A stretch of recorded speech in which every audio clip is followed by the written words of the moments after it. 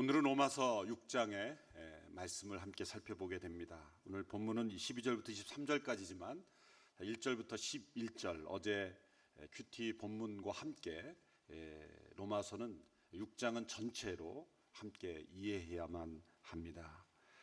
제가 대학 시절에 로마서 6장의 말씀을 깨달았을 때 그 십자가의 그 능력과 보혈의 능력을 체험했던 기억이 납니다. 그로부터 로마서 6장을 얼마나 반복해서 읽었는지 읽을 때마다 그것이 나에게 능력으로 다가옵니다. 로마서 5장의 주제를 한마디로 요약하면 그리스도로 말미암아입니다. 영어로는 through Christ, 그리스도로 말미암아. 한글 번역본에는 정확하게 나타나 있지 않지만 원문에 보면 이 말미암아, 이 예수 그리스도로 말미암아라는 그 전치사가 5번 사용이 되어 있어요. 계속 반복이 되고 있는 전치사. 그래서 우리에게 무엇을 보여줍니까? 우리가 예수님께서 나를 대신하여 죽으신 그 대속의 죽음으로 말미암아 우리가 하나님의 자녀가 되었고 하나님께로 갈 수 있는 길과 진리와 생명이 되신다는 것입니다.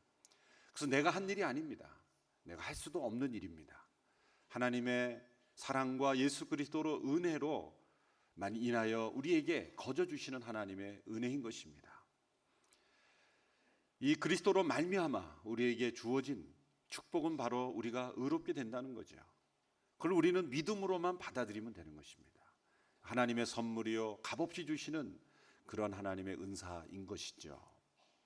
로마서 5장에서 이제 믿음으로 의롭게 된 자들이 누리는 축복, 하나님과 더불어 화평을 누리게 되고 또 그 하나님의 사랑이 마음속에 부어진 바 되고 또 환난 가운데서도 하나님을 기뻐할 수 있는 그런 놀라운 축복을 우리가 받은 것입니다. 로마서 6장에 들어서면서 이제 주제가 바뀝니다. 이제 로마서 5장에서는 그리스도로 말미암아 예수님께서 우리를 대신하여 죽으신 그 죽음에 대해서 설명했다면 로마서 6장에 들어서서는 이제는 우리의 죽음을 설명합니다. 한 단어로 표현하면 그리스도와 함께라는 단어입니다. With Christ. 예수 그리스도와 우리와의 관계를 설명하는 전치사들이 여러 개가 등장할 수가 있는데 로마서 5장은 through Christ, 그리스도로 말미암아라면 로마서 6장은 바로 우리가 그리스도로 말미암아 우리에게 주어진 그 축복은 우리가 그리스도와 함께 그리스도께 연합되는 사건이 십자가의 죽음으로 말미암아 우리에게 일어난다는 것입니다. 로마서 5장에는 전부 주어가 그리스도께서 우리가 연약할 때, 우리가 죄인 되었을 때, 우리가 원수 되었을 때에 우리를 대신하여 죽으셨다는 사실을 계속 표현하고 있습니다. 중요한 주어는 예수 그리스도께서라는 것입니다. 그러나 로마서 6장에 오면은 이 주어가 바로 우리로 바뀝니다. 우리가 그리스도와 함께 변화되는 삶, 우리가 그리스도와 함께 연합되는 삶에 대해서 설명하고 있는 것입니다. 대개 우리가 십자가의 능력, 보혈의 능력, 복음의 능력을 체험하지 못하는 이유는 로마서 5장에 머무르기 때문입니다. 예수님과 당신과 어떤 관계가 있습니까? 라고 하냐면 예수님이 나를 대신하여 죽으셨습니다. 맞습니다. 정답입니다. 그런데 예수님께서 나를 대신하여 죽으셨다는 그 사실만으로는 우리가 죄를 이길 수 있는, 죄로부터 자유케 되는 복음의 능력을 체험하기 어렵다는 것입니다. 예수님이 나를 대신하여 죽으셨습니다. 그러나 그 예수님이 나를 대신하여 죽으심으로 인해서 생겨난 어떤 일들, 변화, 그것을 체험하기 위해서는 로마서 6장을 체험해야 하는 것이죠. 그래서 로마서 6장이 아주 중요한 것입니다. 로마서 6장을 체험하지 못하면 로마서 7장, 8장을 이해가 되지 않습니다. 로마서 이 6장에 나타난 진리, 그것은 우리가 그리스도와 함께 연합되어 그리스도와 함께 죽고 함께 살아나고 함께 승천하고 함께 재림하게 된다는 것. 예수님의 죽음과 그리고 예수님의 부활, 예수님의 승천, 예수님의 재림, 이 네 가지 중요한 예수님의 영적인 사건, 이 실제 사건에 우리가 함께 참여하게 된다는 것. 이것이 십자가의 놀라운 비밀입니다. 그러기 위해서는 이 로마서 6장에 나타난 우리가 그리스도와 함께 어떻게 변화되는지를 우리가 체험하고 깨달아야 하는 것입니다. 자, 잠깐 어제 본문이 로마서 6장 1절로 11절의 말씀을 제가 읽도록 하겠습니다. 로마서 6장 1절부터 11절까지. 그러면 우리가 무슨 말을 해야 하겠습니까? 은혜를 더하게 하려고 죄 가운데 머물러 있어야 하겠습니까? 결코 그럴 수 없습니다. 죄에 대해 죽은 우리가 어떻게 죄 가운데 그대로 살겠습니까? 그리스도와 연합해 세례를 받은 우리는 모두 그리스도의 죽으심과 연합해 세례를 받은 줄을 알지 못합니까? 그러므로 우리는 그리스도의 죽으심과 연합해 세례를 받음으로써 그분과 함께 묻혔습니다. 이는 그리스도께서 아버지의 영광으로 인해 죽은 자들 가운데서 살리심을 받을 것처럼 우리도 또한 새 생명 가운데서 살게 하려는 것입니다. 우리가 그리스도의 죽으심과 같은 죽음으로 그분과 연합한 사람이 됐다면 분명히 우리는 그리스도의 부활하심과 같은 부활로도 그분과 연합한 사람이 될 것입니다. 우리의 옛사람이 십자가에 못 박힌 것은 죄의 몸이 멸해져 우리가 더 이상 죄의 종이 되지 않게 하려는 것임을 압니다. 이는 죽은 사람은 이미 죄에서 벗어났기 때문입니다. 우리가 그리스도와 함께 죽었다면 또한 그분과 함께 살 것을 믿습니다. 우리가 알기로 죽은 사람 가운데서 살리심을 받은 그리스도께서는 다시 죽지 않으시고 죽음이 더 이상 그분을 지배하지 못합니다. 그리스도께서 죽으신 것은 죄에 대해 단번에 죽으신 것이요 그분이 사시는 것은 하나님께 대해 사시는 것입니다. 이와 같이 여러분도 자신을 죄에 대해서는 죽은 자요 하나님께 대해서는 그리스도 예수 안에서 산 자로 여기십시오. 놀라운 말씀입니다. 이 11절까지의 말씀을 이해해야 12절 이하의 적용이 이해가 되는 것이죠. 여기에 함께라는 단어 혹은 연합이라는 단어가 몇 번 나오는지 한번 훑어보십시오. 9절 9절마다 예수 그리스도와 연합해 혹은 예수 그리스도와 함께라는 단어가 6장 전체를 뒤덮고 있습니다.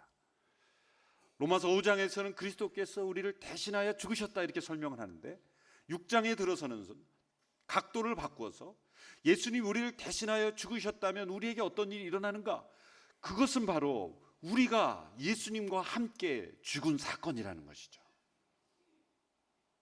같은 얘기지만 또 다른 얘기입니다. 예수님이 나를 대신하여 죽었다면 하나님 편에서 볼 때는 누가 죽은 겁니까? 물론 예수님이 죽으신 것이죠. 그러나 나를 대신하여 죽으셨기 때문에 예수님만 죽은 게 아닙니다. 나도 예수님과 함께 죽은 것이죠.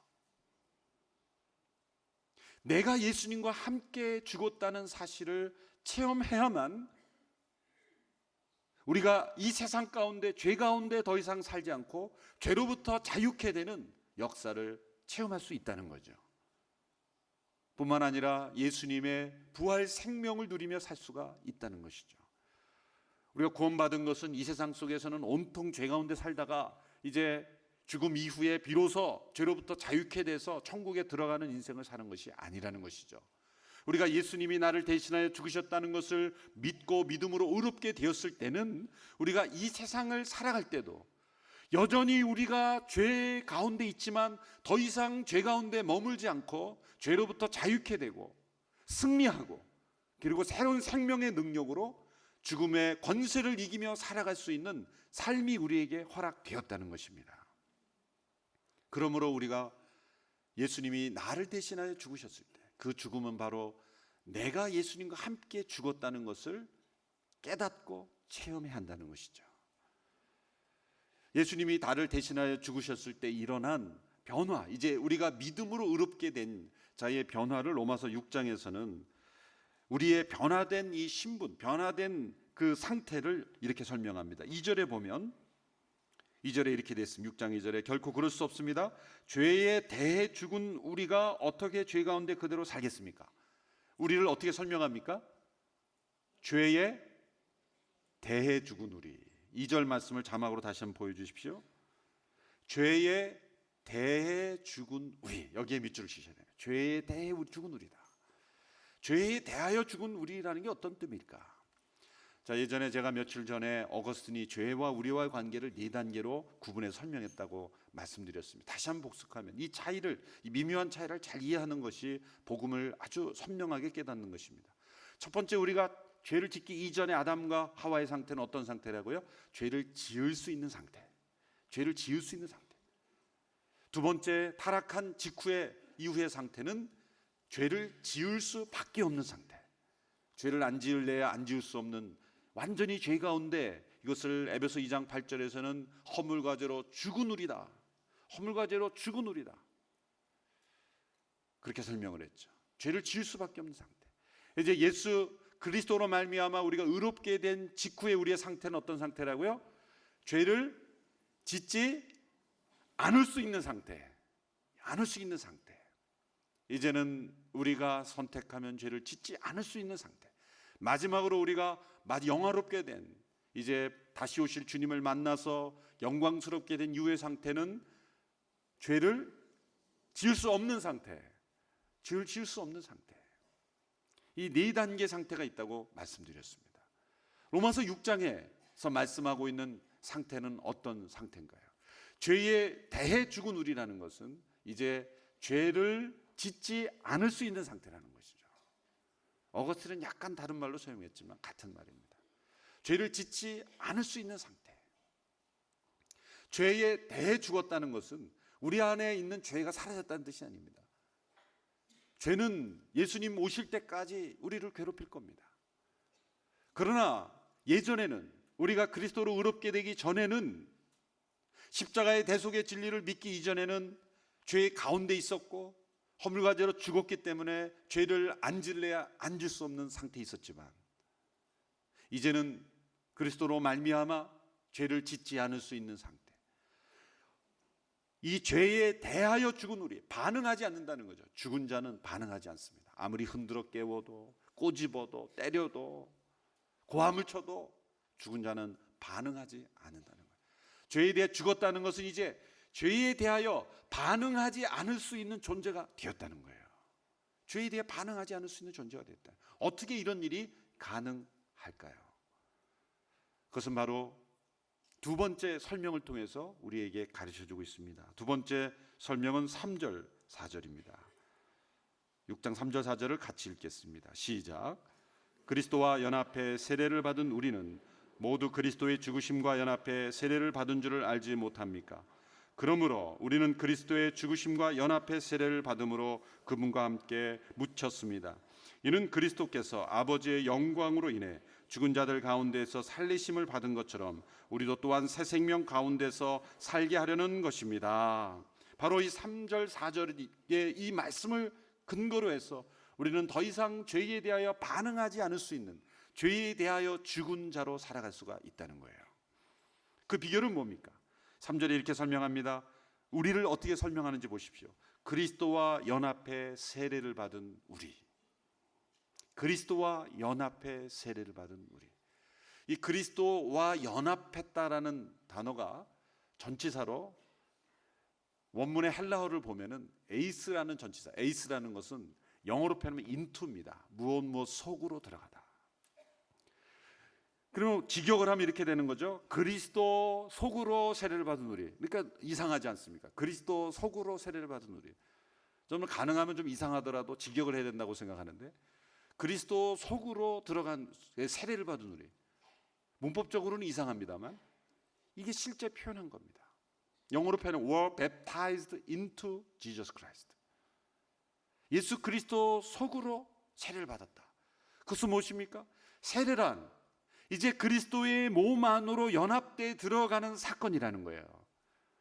그리스도와 연합해라는 말이 틀린 번역은 아닙니다. 가장 어쩌면 잘된 번역이죠. 이제 세례란 무엇입니까? 우리가 그리스도의 죽음과 하나가 되어서 그분의 죽으심을 통해서 예수 그리스도의 몸에 연합되는 사건, 이것이 세례인 것입니다. 세례란 단지 우리가 물로 뿌림을 받아서 이제 내가 예수 믿는다는 고백을 하는 어떤 징표에 불과한 것이 아닙니다. 이 세례는 더 깊은 영적인 의미가 있는 것이죠. 우리의 세례식은 우리의 장례식인 것입니다. 우리의 옛사람이 장례되었다는 거죠. 미국의 어느 침례교 목사님은 세례를 줄 때 저희는 장로교는 성부와 성자와 성령의 이름으로 세례를 주노라, 이런 세례 코멘트를 하는데, 어느 침례교 목사님 뭐라고 설명하냐면 I kill you in the name of Jesus. 내가 예수님의 이름으로 너를 죽인다. 섬찟한 멘트죠. 그러나 사실 그게 가장 정확한 멘트예요. 물에 잠기다. 베프티즘이라는 것은 밥티조, 물에 잠기다는 뜻이에요. 물에 잠기면 어떻게 됩니까? 물에 잠기면 죽습니다. 물에 잠겨서 안 나오면 죽는 겁니다. 물을 뿌리고 혹은 물에 잠기고 세례건 침례건 우리의 머리 위에 물을 뿌린다는 것은 이제 우리가 물에 잠기다는 거예요. 그럼 우리의 옛사람이 죽음을 선언하는 거예요. 이제 물에서 다시 나올 때 그것은 부활의 의미를 상징하는 거예요. 이제 그리스도와 연합해, 그것은 into Jesus Christ, 그리스도 안으로 우리가 들어간다는 거예요. 그러면 그냥 들어갈 수는 없어요. 우리가 죄 가운데 있는 상태로는 그리스도의 몸으로 연합될 수가 없는 것입니다. 그리스도의 몸 안으로 들어가기 위해서는 반드시 십자가를 통과해야 돼요. 십자가와 먼저 연합이 돼야 되는 거예요. 십자가 먼저 연합이 된다는 것은 우리의 옛사람이 예수님과 함께 십자가에 못 박혀야 된다는 거예요. 그래서 이 예수님의 죽음과 관련해서 이 5가지의 역사적 시점이 있어요. 이게 말로만 들으면 여러분이 혼동될 수 있으니까 노트에 번호를 한번 매겨보세요. 1, 2, 3, 4, 5 이렇게 매겨놓으시면서 간단한 메모를 하면서 들으셔야 될 것 같습니다. 첫 번째 역사적 시점은 예수님이 십자가에서 죽은 시점입니다. 2000년 전에 예수님이 십자가에서 골고다 언덕에서 죽으신 시점, 첫 번째 제1의 역사적 시점이에요. 예수님의 죽음, 역사적 죽음. 우리는 그 죽음을 실제로 눈으로 본 적이 없고 기록으로만 우리가 보고 듣고 있습니다. 두 번째 역사적 시점은 내가 예수님을 믿음으로 영접함으로 의롭게 된 시점. 그것은 예수님께서 나를 대신하여 죽으셨다라는 것을 믿은 영접한 시점. 바로 그때 우리가 믿음을 의롭게 되는 거예요. 그 십자가의 죽음이 나를 대신하여 죽으셨다라는 것을 믿은 시점. 예수님이 십자가에서 돌아가신 제1의 역사적 시점과 내가 예수님을 믿고 의롭게 된 시점은 분명히 다른 시점이죠. 다른 시점이에요. 그래서 내가 예수님을 믿고 의롭게 된 시점이 예수님 십자가의 죽음이 나를 위한 죽음이라는 걸 받아들인 시점이 제2의 역사적 시점이라면 제3의 역사적 시점이 있습니다. 그것은 뭡니까? 내가 예수님과 함께 십자가에 못 박힌 시점인 거예요. 놀랍게도 우리가 예수님이 나를 대신하여 죽으셨다는 걸 믿는 그 순간 사실 동일한 사건인데 우리는 다시 과거로 가는 거예요. 믿음으로. 예수님이 십자가에 못 박힌 그 사건의 시점으로 다시 우리를 끌고 들어가서 이제는 예수님만 죽으신 것이 아니라 내가 예수님이 나를 대신하여 죽으셨다는 걸 받아들일 때 나도 우리 모두가 예수님과 함께 십자가에 못 박힌 시점이 되는 것입니다. 우리가 예수님 믿을 때 우리의 믿음은 예수님의 십자가 사건으로 다시 우리를 데리고 가는 거예요. 그래서 예수님의 그 십자가의 죽음에서 나의 옛사람도 함께 죽게 되는 거예요. 거기서 끝나지 않습니다. 제4의 역사적 시점이 있어요.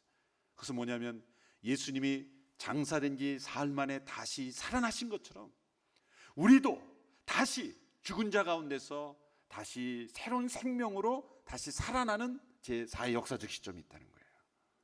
제4의 역사적 시점.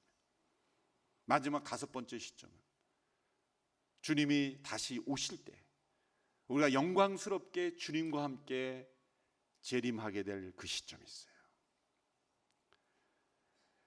사실 같은 것인데 세분화한 것입니다. 골로새서를 보십시오. 골로새서 3장 1절에서 4절을 보시면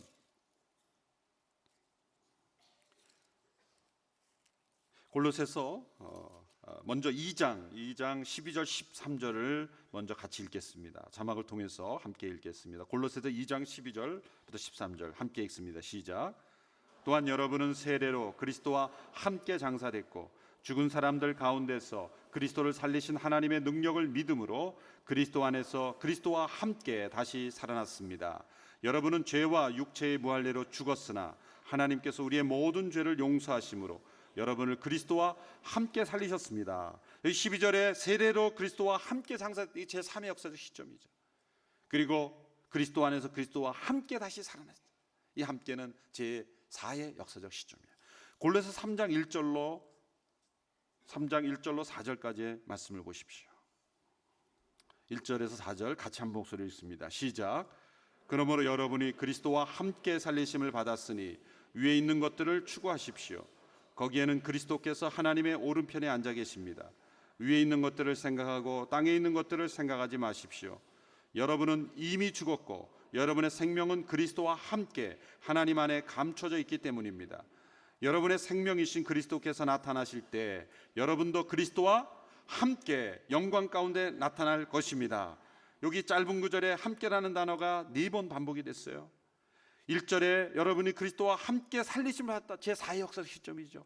그리스도께서 함께 부활할 때 우리가 함께 부활했다는 거예요. 그게 가능한 이유는 무엇입니까? 그리스도와 함께 우리가 장사됐기 때문이죠. 또 3절의 말씀 보십시오. 여러분은 어떻게 죽었다고요? 이미 죽었고. 어떻게 죽었다고요? 그러니까 장렬하게 죽었습니까? 이미 죽었다는 거예요. 이미라는 건 뭡니까? 우리가 예수님을 믿는 시점은 예수님의 십자가의 죽음의 시점과 훨씬 후에 2000년 후에 일어난 일이지만 우리가 예수님 믿는 순간 우리 옛사람은 과거로 돌아가 예수님의 십자가 사건과 함께 죽었다는 것입니다. 이미 죽었기 때문에 여러분의 생명이 그리스도와 함께 이 부활의 생명이 아직은 감추어져 있다. 참 독특하고 정확한 표현입니다. 이제 그리스도와 함께 죽었고 함께 살아났지만 별 차이가 없습니다. 살아가는 거 보면. 왜 그렇습니까? 아직 감추어져 있는 거예요. 이 감추어진 이 생명, 감추어진 이 부활의 생명은 어떻게 해야만 우리가 누리고 체험할 수 있습니까? 우리가 적용하고 우리가 사용하고 우리가 선포할 때 이것은 나타나는 거예요. 위의 것을 찾을 때 나타나는 것입니다. 그래서 오늘 본문 12절부터 마지막 9절까지가 그것입니다. 너희의 삶을 죄의 종이 되냐 아니라 의의 종으로 들이십시오. 불의의 병기가 아니라 의의 병기로 들이십시오. 더 이상 여러분은 죄 가운데 살 수 있는 자가 아닙니다. 죄로부터 자유해졌습니다. 왜? 여러분은 이미 그리스도 안에서 죽었기 때문입니다. 이미 우리는 죽은 자입니다. 거기에서 그치지 않습니다. 4절에 보면 여러분의 생명이신 그리스도께서 나타나실 때 여러분도 그리스도와 함께 영광 가운데 나타날 것입니다. 이것은 마지막 역사적 시점이에요. 이것은 우리가 아직 체험하지 못한 시점이에요. 마지막 제5의 역사적 시점, 그리스도께서 나타나실 때 우리도 그리스도와 함께 영광 가운데 나타나 영원토록 왕노로 타게 되는 시점. 이것이 우리에게 남아있는 역사적 시점이에요. 어떤 사람은 제2의 역사적 시점만을 믿고 살아갑니다. 예수님을 영접하고 예수님이 나를 대신하여 죽으셨습니다. 그것으로도 구원은 얻습니다. 그러나 구원은 얻었지만 천국에 가서야 죽은 이후에 내가 구원 받았네. 내가 왜 구원 받았다는 걸 몰랐지? 왜 이 구원의 능력을 체험하지 못했지? 그렇게 나중에 후회하는 인생이 아니라 우리가 살아가는 인생 가운데서 죄로부터 자유케 되는 이 구원의 능력을 체험하고 살기 위해서는 제3과 제4의 역사적 시점을 체험해야 한다는 거예요. 그것은 우리가 예수님이 나를 대신하여 죽었을 때 우리도 나도 예수님과 함께 십자가에 못 박혔음을 깨닫는 것입니다. 이것은 내가 하는 것이 아닙니다. 십자가에 못 박히는 것은 내가 할 수가 있는 게 아니에요. 여러분 스스로 어떻게 못 박습니까? 오른손으로 왼손을 못 박고 또 발목을 못 박고 뭐 다 못 박아 보십시오. 여기 손은 누가 못 박습니까? 스스로는 못 박는 게 아니에요. 못 박히는 거죠. 못 박히는 겁니다. 그리스도를 믿음으로 못 박히는 것입니다. 못 박히는 거예요. 날마다 우리가 예수님을 믿는 믿음 가운데는 내가 예수님과 함께 십자가에 못 박혔다라는 사실을 우리가 인정하는 것입니다. 간주하는 것입니다. 여기는 것입니다. 그럴 때 놀라운 것은 우리 안에 예수님과 함께 부활의 생명이 태어난다는 거예요. 새 생명이 우리 가운데 일어난다는 거예요. 그러나 그것은 감추어져 있습니다. 우리가 날마다 그것을 깨닫고 드러내고 확인하고 선포하고 그것을 적용하지 않으면 감추어져 있는 겁니다. 그런 사람에게 마지막 그리스도와 함께 영광 가운데 나타나는 시점이 기다리고 있다는 거죠. 그러므로 그리스도와 함께 세례를 연합해 세례를 받았다. 이것이 바로 그리스도의 한 몸됨을 체험하는 영적 비결인 것입니다. 여러분 갈라디아 2장 10절에 사도 바울이 놀라운 고백을 했어요. 로마서 6장을 한 구절로 요약한 것이 바로 갈라디아서 2장 20절이에요. 새벽에 나오신 분들은 거의 대부분 암송하실 거예요. 같이 한번 암송해 볼까요? 시작. 내가 그리스도와 함께 십자가에 못 박혔나니 그런즉 이제는 내가 산 것이 아니요 오직 내 안에 그리스도께서 사신 것이라. 이제 내가 육체 가운데 사는 것은 나를 사랑하사 나를 위하여 자기 몸을 버리신 하나님의 아들을 믿는 믿음 가운데 사는 것이다. 아멘. 못 외운다고 너무 주눅 들지는 마십시오. 내가로부터 시작을 해요. 그리스도께서 나를 대신하여 이렇게 설명하지 않고 내가 그리스도 어떻게 함께 십자가에 못 박혔나니. 여러분 십자가에 못 박힌 적 있습니까? 나는 못 박힌 적이 없습니다. 그래서 그것을 체험한다고 필리핀이나 이런 캐톨릭 일부 진영에서 진짜 막 사람을 못 박고 그러잖아요. 그런다고 그게 체험이 되는 겁니까? 우리를 못 박으라고 그 말씀을 주신 게 아니에요. 이미 과거에 못 박혔다 그러는 거죠. 예수님의 십자가에 못 박힐 때 나도 함께 못 박혔다는 것이 복음의 진리인 것입니다. 나의 옛사람이 못 박힌 거예요. 내가 느끼지를 못하는데요. 그것은 진정한 믿음으로 받아들이지 않았다는 거예요. 이건 일어난 사건이고 사실이라는 거예요. 그래서 우리는 고난주간이 되면 십자가 대행진, 그래서 십자가를 지고 걸어가기도 하고 그런 고행을 통해서 그걸 체험해 보려고 하지만 사실은 믿음으로 받아들이는 것이 체험하는 것입니다. 제가 미국에 있을 때 재미있는 그 신문 스크랩을 봤는데 신문에서 국민일보를 봤어요. 고난주간이었는데 이 그 사진에 십자가 대행진, 한국 교계 지도자 목사님들이 이 십자가를 지고 이렇게 행진하는 모습이 나왔어요. 근데 참 어르신들이 무거운 십자가 지고 고생하신다 이렇게 제가 안쓰럽게 쳐다봤는데 신문을 자세히 보면서 제가 발견한 것이 있어요. 뭐냐면 십자가 밑에 바퀴가 달려 있었어요. 놀라운 발견이었어요. 은혜가 확 사라지더라고요. 은혜가 확 사라져. 바퀴 달려서 얼마나 잘 굴러갈까. 우리가 할 수 있는 것은 그런 것밖에 없어요. 조금 끌고 가다가 이거 힘드니 바퀴 달자 그러고. 예수님의 십자가는 바퀴가 없는 십자가였습니다. 예수님은 완전히 못 박혔어요. 완전히 못 박혔어요. 그 완벽하게 이루신 십자가의 은혜를 내가 믿음으로 받아들일 때 나도 나의 옛사람이 십자가에 못 박혔다는 거예요.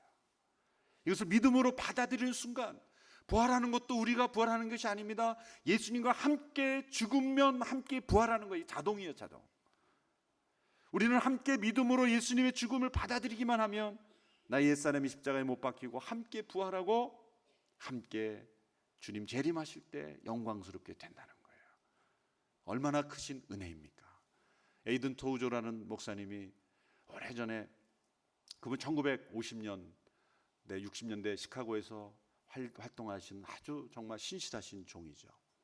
저 그분 책은 참 사랑합니다.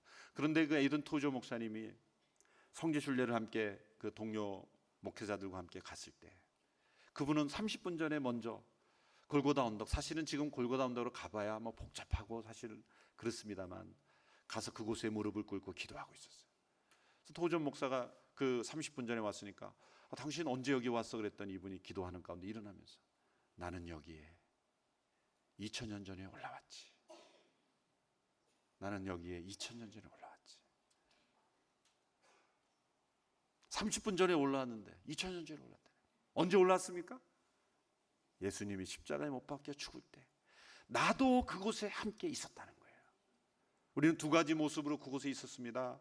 예수님을 조롱하고 예수님을 모함해서 십자가로 향하게 하는 죄인의 모습으로 있었고 동시에 예수님과 함께 죽는 자리에 그곳에 있었다는 거예요. 로마서 5장 12절의 말씀처럼 아담 안에서 모든 사람이 죽은 것처럼 이제 그리스도 안에서 모든 사람이 생명을 얻으리라. 그리스도 안에 우리가 함께 있었다는 거예요. 우리가 아담 안에 실제로 있었던 것처럼 우리가 믿음의 그 순간 우리의 새로운 둘째 아담이시고 우리의 영적 생명의 머리이신 예수 그리스도 안에 우리가 믿음으로 함께 존재하게 된다는 거예요. 그러므로 우리의 옛사람이 십자가에 함께 못 박히고 함께 살아나서 우리는 새 생명 가운데 살게 되고 우리가 죄 가운데 더 이상 거하지 않는 삶을 살게 된다는 거예요. 그러므로 11절의 말씀을 보십시오. 11절 말씀, 로마서 6장 11절의 말씀에 이렇게 되어 있습니다. 같이 읽겠습니다. 시작. 이와 같이 여러분도 자신을 죄에 대해서는 죽은 자요 하나님께 대해서는 그리스도와 예수 안에서 산 자로 여기십시오. 이제는 우리에게 일어난 변화는 죄에 대해서는 죽은 자요 하나님께 대한 살아있는 자가 됩니다. 예전에는 어떤 사람이 됐어요? 죄에 대하여는 살아있는 자요 하나님께 대한 죽은 자였다는 거야. 하나님께 죽었으니 하나님께 반응하지도 않고 하나님의 음성도 못 듣고 하나님을 사랑하지도 않고 하나님의 죽은 자야. 하나님과 관계가 단절됐고 오로지 죄와 관계만 맺는 인생. 죄에 대하여는 산 자요 하나님께 대한 죽은 자였는데 이제는 어떻게 됐습니까? 십자가로 말미암아 우리 옛사람이 못 박힘으로 이제는 죄에 대하여는 죽은 자요 하나님께 대한 살아있는 자가 되었다는 거예요. 그러므로 여기라는 거예요. 이 여긴다는 것은 거짓을 사실로 여기라는 게 아니라 사실을 사실로 여긴다는 거예요. 이 여기다, 이게 믿음입니다. 믿음은 언제나 여깁니다. 간주합니다. 하나님의 자녀임에도 불구하고 하나님의 자녀라는 것을 깨닫지 못하고 간주하지 못하고 살면 능력이 나타나지 않는 거예요. 우리가 하나님의 자녀됨을 날마다 여기고 간주하고 사시기를 축원합니다. 믿음으로 의롭게 된 자를 여기시기를 바랍니다. 우리가 성도라는 것을 여기고 사시기 바랍니다. 죄에 대한 죽은 자요 하나님께 대한 산 자로 여기며 살아갈 수 있게 되기를 바랍니다. 이런 배경에서 12절부터 23절까지 보면 같은 말씀을 반복하고 있습니다. 이제 세 가지의 우리의 대조된 모습을 보여주고 있습니다. 12절 13절을 같이 읽습니다. 시작. 그러므로 여러분의 죽을 몸에서 죄가 왕노릇하지 못하게 해 몸의 정욕에 순종하지 말고 또한 여러분의 지체를 불의의 무기로 죄에게 내주지 말고 오직 죽은 자 가운데서 다시 사신 자처럼 여러분 자신을 하나님께 드리며 여러분의 지체를 의의 무기로 하나님께 드리십시오. 이제 여길 뿐만 아니라 드려야 하는 것입니다. 이것은 우리의 노력과 율법으로 우리가 의롭게 된다는 것이 아니라 이제 우리의 옛사람이 십자가에 못 박혀 죽었으니 죄에 대하여 죽은 자가 되고 하나님께 산 자가 됐으니 이제 우리의 지체를 불의의 무기가 아니라 의의 무기로 드릴 수 있다는 거예요. 드릴 수 있다는 거예요. 두 번째 14절 15절에서는 그것이 가능하게 된 이유, 우리가 더 이상 죄를 짓지 않고 죄 가운데 있지 않을 수 있는 이유가 무엇입니까? 14절의 말씀을 보십시오. 시작. 죄가 여러분을 지배하지 못할 것인데 여러분이 율법 아래 있지 않고 은혜 아래 있기 때문이다. 기가 막힌 말씀입니다. 여러분 율법 아래 있는 것이 편합니까? 은혜 아래 있는 것이 편합니까? 어떻게 보면 제가 좀 역설적으로 설명하는 건데요. 율법 아래 있는 게 어떻게 보면 편합니다. 율법은 잘못하면 그냥 벌 받고 끝나버리거든요. 근데 은혜는 용서가 있기 때문에 내버려 두질 않아요. 잘못해도 용서하고 다시 시작하라, 다시 시작하라. 끊임없이 다시 시작하는 기회를 주는 거거든요. 웬만하면 나 좀 버리지. 제 가운데 사는 사람은 그렇게 생각할 수가 있어요.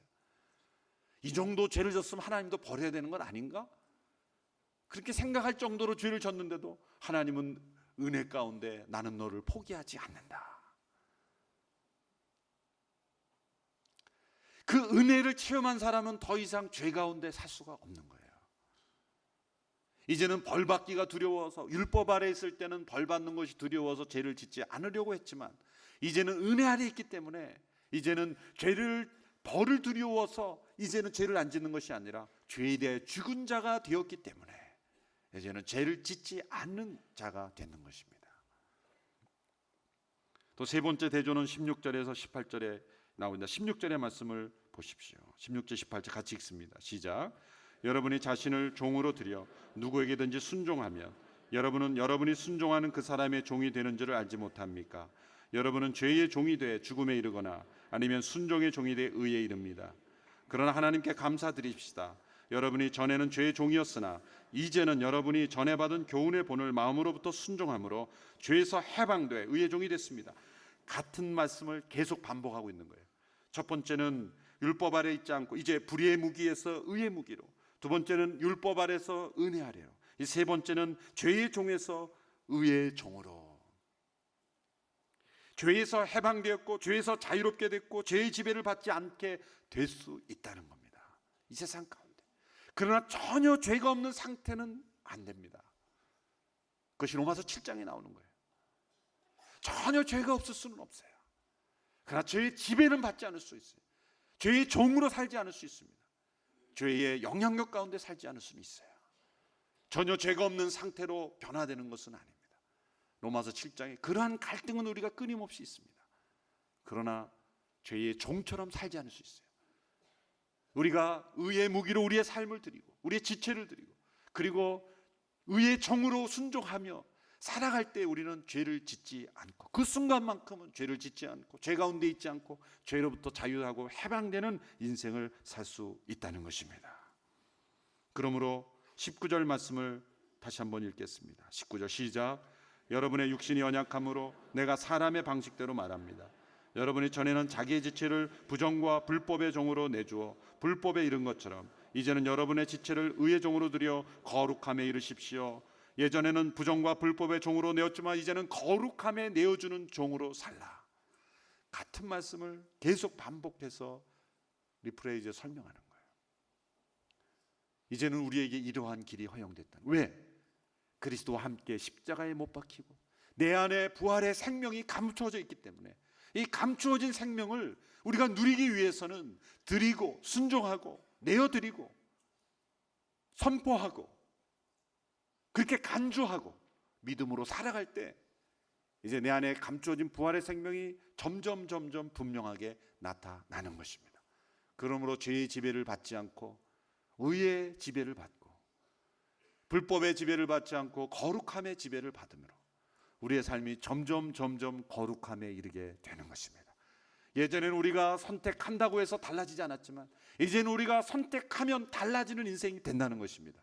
왜 그렇습니까? 우리 안에 부활 생명이 살아있기 때문에. 내가 그리스도와 함께 십자가에 못 박혔나니 거기서 끝나는 것이 아니라 이제는 내가 산 것이 아니요 오직 내 안에 그리스도께서 사신 것이라.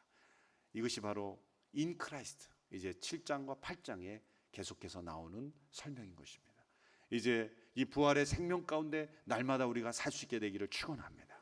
우리의 모든 삶을 의의 종으로 거룩함의 도구로 또 의의 무기로 하나님 앞에 내어드리는 부활 생명을 누리는 저와 여러분의 삶이 되기를 주님의 이름으로 축원합니다.